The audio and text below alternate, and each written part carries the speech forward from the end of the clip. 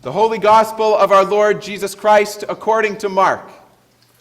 Glory to you, Lord Christ.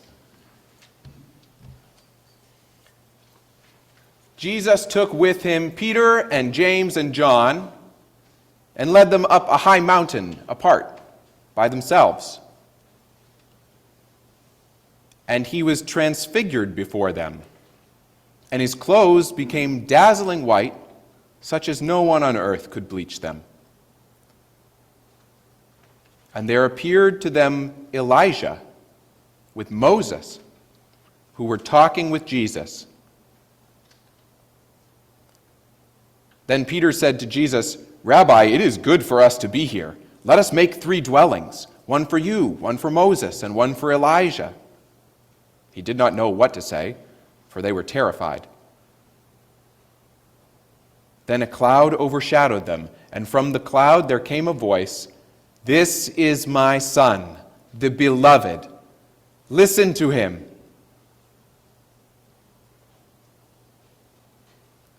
Suddenly, when they looked around, they saw no one with them anymore, but only Jesus.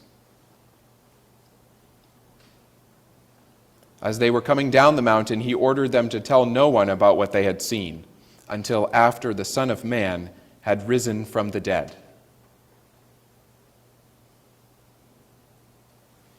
The Gospel of the Lord. Praise to you, Lord Christ.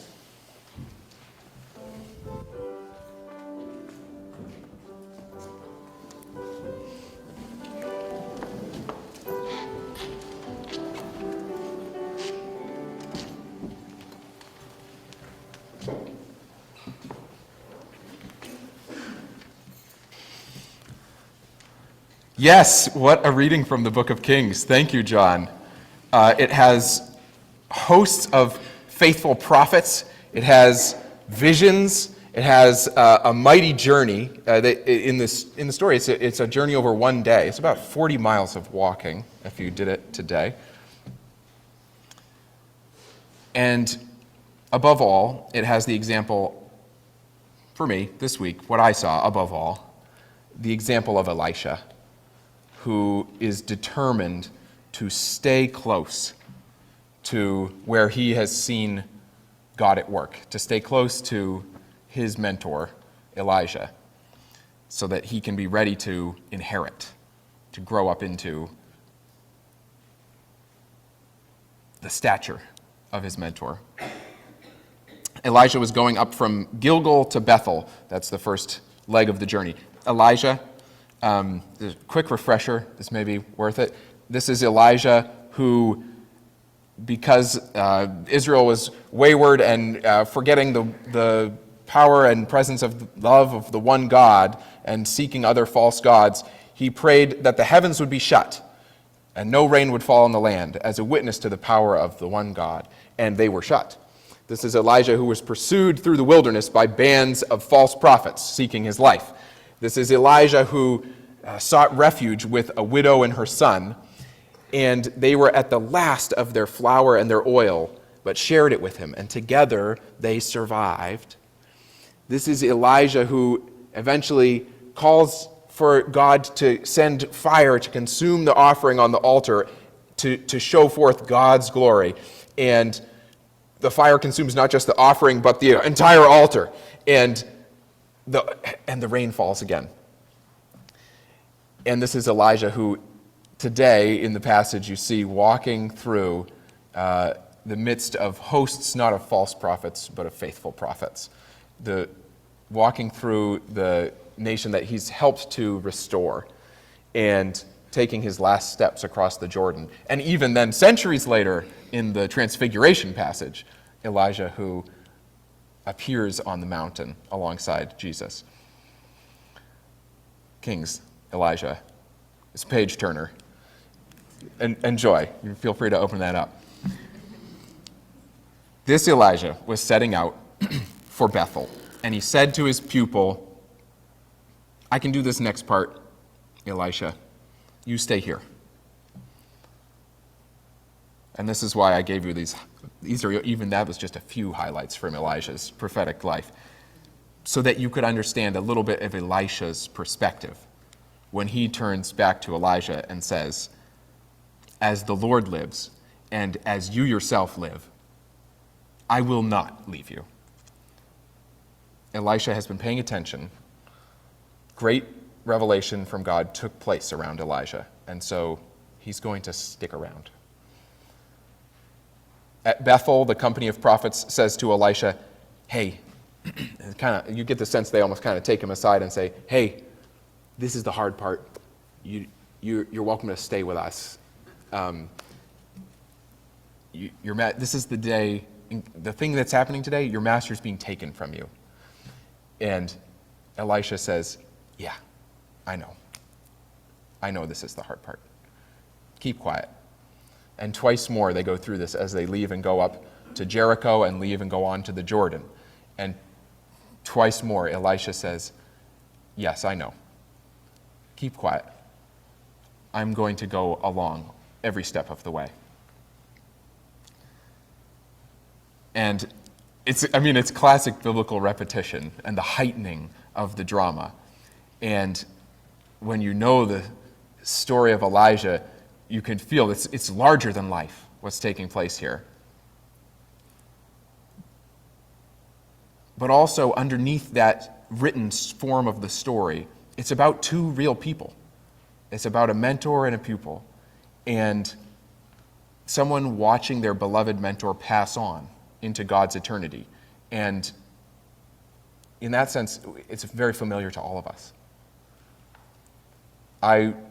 My heart has been opened up this week by some of your tender stories of the passing on of beloveds. And I thought, again, of the week when my grandma Whitney, my mom's mom, was in the hospital. And then, sort of over the phone, but I was sort of taken aside and someone said to me, this is the hard part. Today's the last day. And I drove up quickly to the hospital, and I came into the room, and I have a whole bunch of aunts and uncles and cousins, and they're all there. And I said some words to my grandmother, who couldn't respond, but I talked to her, and I prayed. And then I was just there. We're all just there. And I didn't really like that. I didn't really know what to do with that. So after I was there for a little while, I said goodbye to everyone. And I wandered out into the hall and pressed the button for the elevator. And I got on the elevator. And I pressed the button for the lobby. And I wrote it down. And I walked out into the lobby. And I kind of looked around at everything else, whatever else was going on in the world that day. And I turned around, and I went back up the elevator, and I walked back down the hallway, and I went back into the room. Not because there was anything else to say. There's nothing else to say. When Elijah is taken up in the whirlwind, and Elisha says, "Father, Father, the chariots of Israel and their horsemen," it's sort of nonsense words. I mean, it's a cry of lament. It's just a cry, because there are no more words to say. But even when there are no more words to say, you can still be there. Martha Lovejoy, you used to say once upon a time when this congregation was in a hard time, you signed off your letters, blessings ahead for, does anyone remember what she would say? Blessings ahead for the faithful, those who continue together. And that's an Elisha way of living. Everyone says to Elisha, you can stay behind. This next part might be strange, hard. And we don't know what Elisha's emotions were. We never see that in this text. Anxiety, fear, confusion, hope. All we know is his commitment, his choice of commitment. Whatever happens on this next step and this next step, I will not leave you. And so it happens after Elijah rolls up his mantle and strikes the water, and the water opens, and he walks through. And then I love that it's not that they end up on the top of that mountain or at that specific rock. It's while they were walking and talking. It just was one more of the steps along the way. And because Elisha was there walking and talking, he was there when suddenly at that moment, the whirlwind of God came and the chariots of fire, and they were separated from each other. And Elisha was there to see it. And that's what it was like for me at St. Joseph's Hospital in Nashua, that I had my hand on my grandmother's stocking foot when she breathed out one of her breaths. And it was the last one. And I was there after a silence when our little Elisha, my 5-year-old cousin, the youngest cousin, Milena, was the first one to speak. And she said, "Her spirit's gone."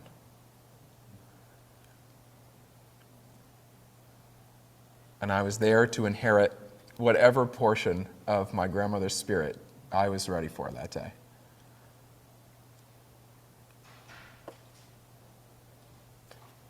And of course, we don't need to be present in person to inherit the Spirit from the Spirit of our beloveds. I mean, I haven't been there in person with any of my other beloveds who have died. But I have inherited from their spirits as well, right? In proportion to my attention. Elisha demonstrates attention, the attention of our spirits to those in whom we have seen God revealed time and again.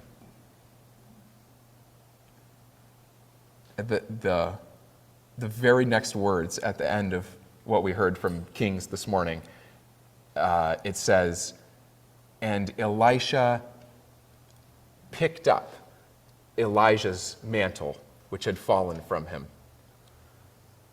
He's torn his own clothes in his grief, but then he's picked up the mantle of his beloved, and he puts it on and goes back to his people.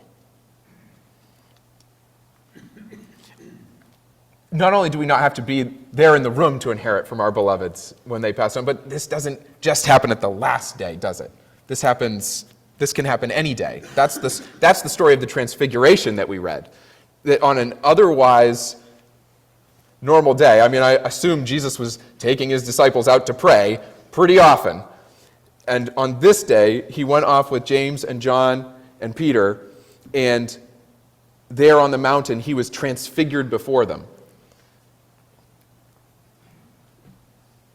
And you've had this happen to you. I mean, 1,000 times you've had this happen to you on an otherwise normal day. I was at a clergy retreat this week with my colleagues, and I said to one of them, "How are you?" And he said, "I'm good," which means sort of nothing, right? And then I kept looking at him, and he was like, "Oh, you," and then he actually started telling me about how he was doing, about it, and then we're really living. And because I kept looking at him because I wanted a blessing. I wanted a portion of his spirit. And then he shared that. Or one of my children asked me to join them in an art project recently. This happens often. And I put them off. And I can't, and the time I'm thinking of, I can't remember why I put them off that particular day, chose to, but I know that there was no point later that evening where I was shouting, "Father, Father, the chariots of Israel and their horsemen!" I didn't sort of, walk the whole way with them at that moment to receive some portion of their spirit.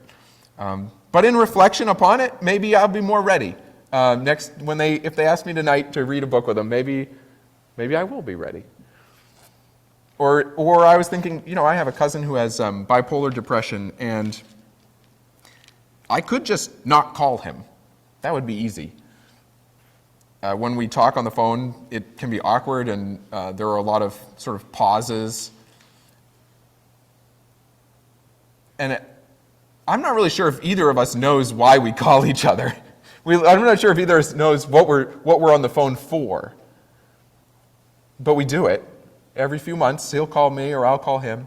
And I was thinking, I think we're there so that some moment when he's transfigured, I'll be there to see it.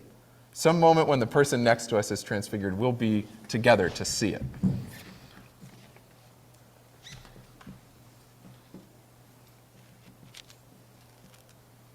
If someone asked me tomorrow why I'm a Christian, why I go to church, why I exert my spiritual energy day after day to looking for Christ in the face of my neighbor, why I exert my spiritual energy day after day listening for the breath of the Spirit, I think one pretty good answer would be so that I'm there to see it when God transfigures my neighbor, when God reveals God's glory.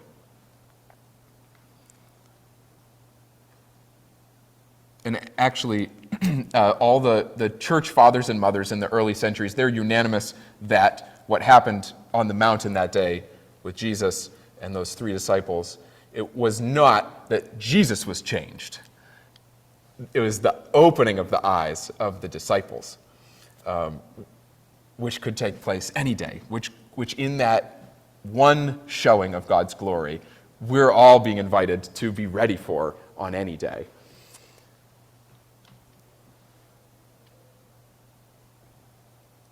So that'd be a good description of why I'm a Christian. But and I hasten to say it's not just so that I get to see a miracle. It's about growing up.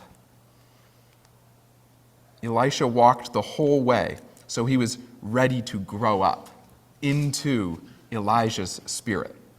And he became himself a wonderful leader for his people, a powerful leader for his people. Peter and James and John, they were there.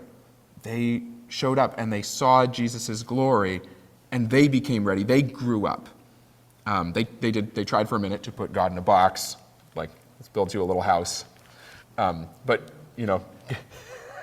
God pushed them past that. And they became ready to watch Jesus' passion and stay close. To stay close for 3 probably heartbreaking, grueling days after that, to see his resurrection.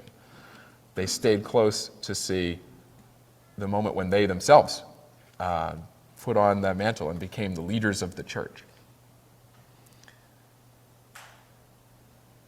Leadings in the plural is, if you want to go out and try to hold on to this sermon with one word going out the door, leadings might be a good word. I was given that word in middle school as a kind of way to hold on to the fact that God speaks to us sometimes. So some of you experience that as God speaking to you, or the Spirit, or angelos, the angels, the messenger speaking to you. But that moment where you're about to take a step this way and you hear God saying, no, stay a moment more. Turn back to that neighbor. Look just here. And sometimes, even when we're being dissuaded from staying close to that neighbor, even when something inside us wants to head down the elevator, to say in our own hearts or to say aloud, as the Lord lives and as you yourself live, I will not leave you. To stay close because we desire and expect a blessing.